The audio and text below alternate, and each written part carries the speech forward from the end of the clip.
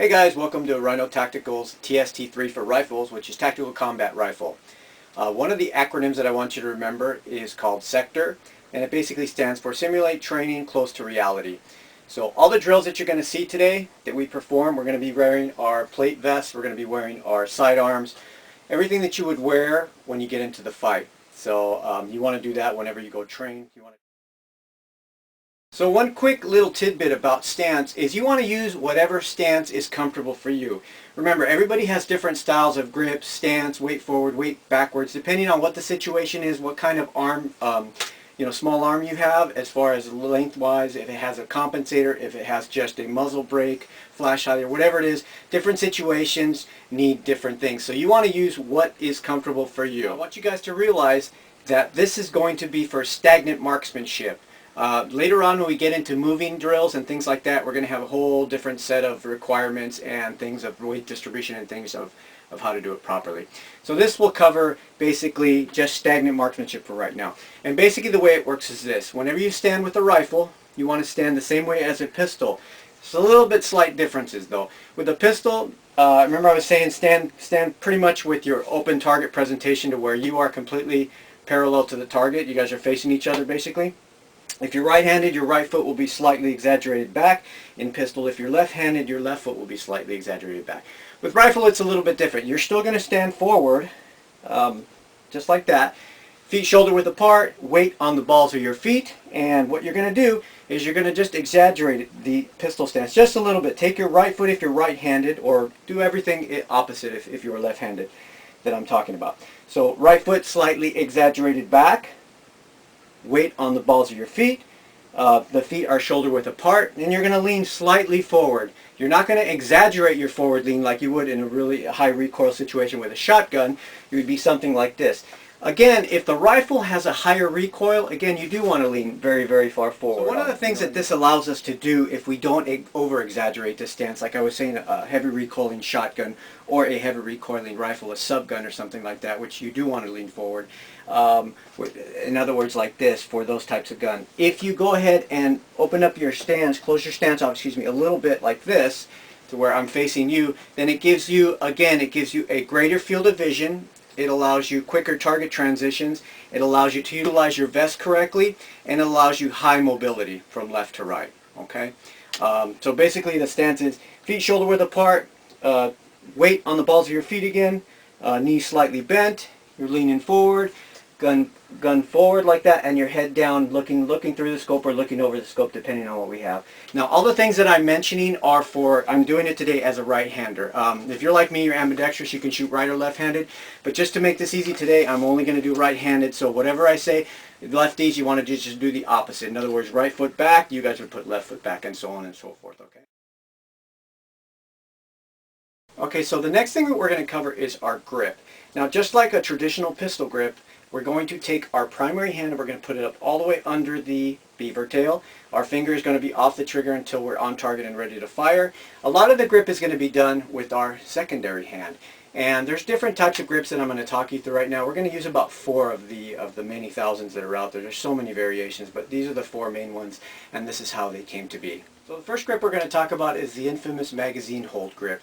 Now this grip has been around for well over 30 years, and it basically came around because a lot of the specialized group that were using these types of grips had the H&K MP5s or the H&K PDW type of small submachine guns, and they would use this grip because it was really, really efficient as far as doing CQB and room clearing exercises and things like that.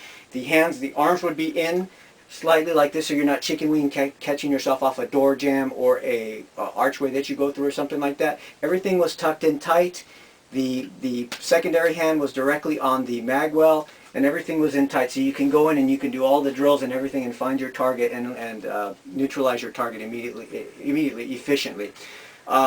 There's a couple advantages and disadvantages to this thing. The advantage to this would obviously be that you are in tight. You're not going to catch anything on your way in, and a lot of recoil control here. Okay. The disadvantage to this is that you can see the balance of this. So inside is great, but when you start moving outdoors to field exercises and things like that, where you're acquiring targets at a wider swing, then what's going to happen is it's going to be really hard to to stop from left and right because of the balance of this gun, as opposed to being out here. So that's how that grip came to be. It's basically hand over magazine, arms in tight, you're not chicken winging, you're out here, and it's a great grip for CQB exercises and type of operations indoors. So the next grip we're going to talk about is basically like your police NRA grip. Now this grip is basically for marksmanship contests and things like that. It's not really a tactical or aggressive grip, but you'll see a lot of people do this where they put their hand flat up against the fore end and just something like this. Now this is great for maybe for marksmanship and for, you know, stagnant marksmanship, especially non-tactical stagnant marksmanship, I should say. However, the disadvantage to that is you could see that I have no recoil control here. I'm not grabbing the gun. All I'm doing, it's just a shelf that my forend is resting on. The second thing is, just like the magazine grip, this target-to-target swing is very, very inefficient this way. So I don't recommend that grip. That is a grip if you're just out plinking or you're just out doing offhand. I want to kind of like sway you guys into like moving away from that type of police NRA grip. Again, that's more for open field targets if you're out, you know, plinking and you want to shoot targets that are a far distance. So the next grip that we want to talk about is our offhand rifle grip. Now this grip is very, very similar to the other police NRA grip, except instead of being like this, you're going to move your hand forward like this and you're just going to grab the fore end like that. Now as you can see, as these grips have evolved over the years, they kind of went from here and they start moving out, telling you that basically the wider the grip is, the better advantages you're going to have. So the next thing we're going to talk about is our thumb over grip, and let me change guns for that so that we can see here. Basically, the thumb over grip has been around for about 60 years as well, and you'll see a lot of people hammer down on different companies that they claim to have taken this grip for their own.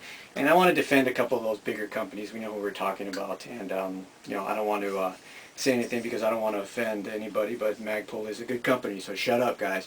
Anyway, that grip that those guys over there promote is not their own grip, and we all know it's not their own grip, and they know it's not their own grip. So at any rate, what that grip is basically, it's the same thing. Instead of doing an offhand rifle grab right here, what you're doing is you're doing the same thing. You're extending it out a little bit further, and you're just putting the thumb over grip. Okay, this is why I call this grip the Nifty 50, because it's been around for over 50 years, like we were talking about.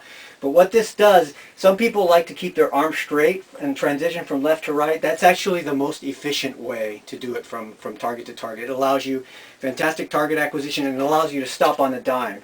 For me, that's a little bit too fatiguing. I like to bring my hand slightly in, bent a little bit, so I modified that technique a little bit, again, to suit my own purposes. Again, like I was saying before, you guys want to use whatever technique that we teach you, you want to use it to your best advantages, whatever body type, if you're bow-legged, if you're straight-armed, if you got longer arms, if you got shorter arms, use it to your advantage. So basically, that grip was developed many years ago. Thumb over the top. It allows great recoil control. It allows you great transitions from target to target, and allows you great mobility. You can come up and you can transition from left to right immediately.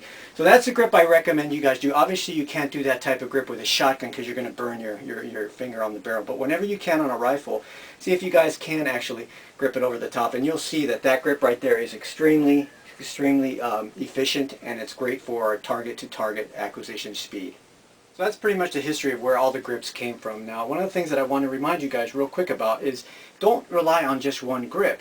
You know, if I'm indoors doing a room clearing exercises for agencies, I'm not going to go in with a full, straight arm thumb over grip type of thing, or I'm not going to, I'm going to modify it a certain way. I can't be out here, I can't be chicken winging if I'm inside a building.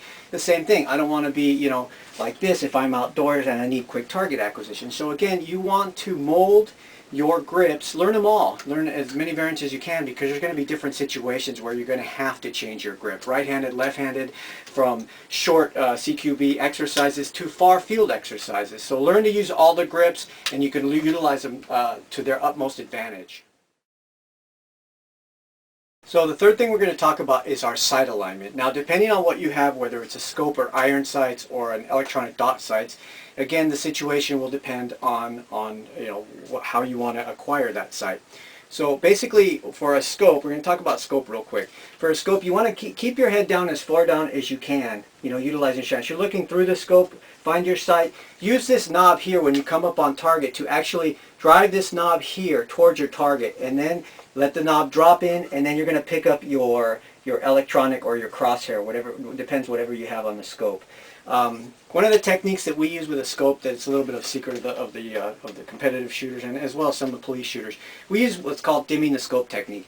And what that is all the time on close-up targets we don't use our scope a lot of the times. We do what's called dimming the scope, and that is basically, again, you're driving this knob to the target, and what you're doing is you're actually not looking through the scope. You're looking at just enough of the scope to where it dims it a little bit, but you can see your reticle, whether it's a crosshair, electronic dot, or a chevron.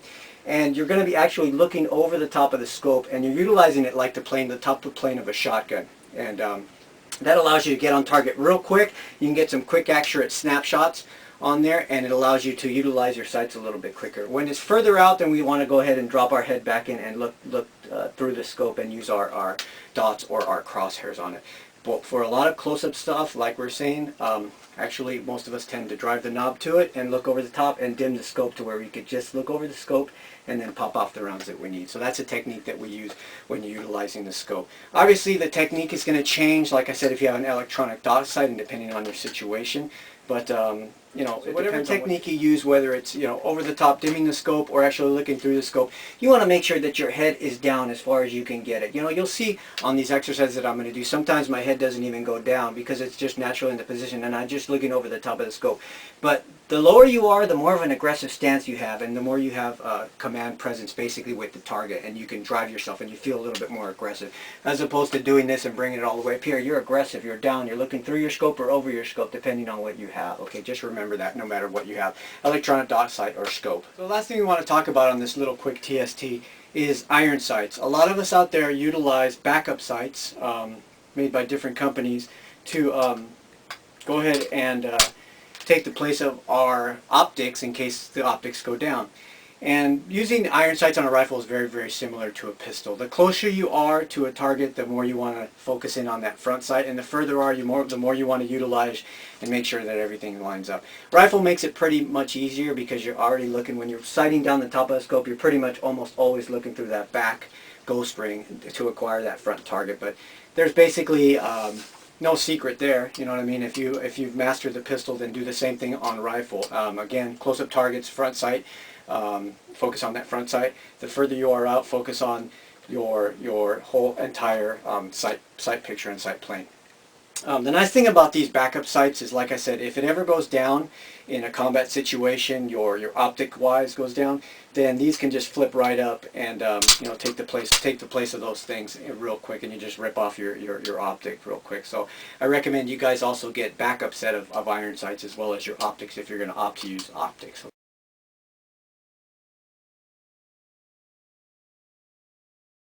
So the next series of drills that we're going to do, we're going to be performing them with our AR-15 platforms and our AR-15 sim guns that are shooting dram rounds. So what I want you guys to do is every single time you guys see us shooting, I want you to visualize the cadence of the shots and how quickly you can acquire the targets. But one thing I do want you to remember is, accuracy comes first. The slowest hit is better than the quickest miss. And what I mean by that is, in a combat situation, you don't have time to empty all your mags. You need one good consistent shot. Either take out the head, the heart, or the hip area, which is your pelvic girdle. You want to do some sort of major trauma there. You don't have time to miss. So you want to practice utmost accuracy first. All the shots that you see us doing are within those, either the head, the heart, or the hip quadrant area. So you want to, again, focus on accuracy and really try to visualize. These things are shown to you guys so that you can learn how to practice when you're out there with a real rifle, or you can practice even in your backyard on any field or anything like that. You can learn to practice with an actual sim gun. So that way you're practicing whenever you want, and there's no inconvenience of saying, hey, I can't get to the range or whatever.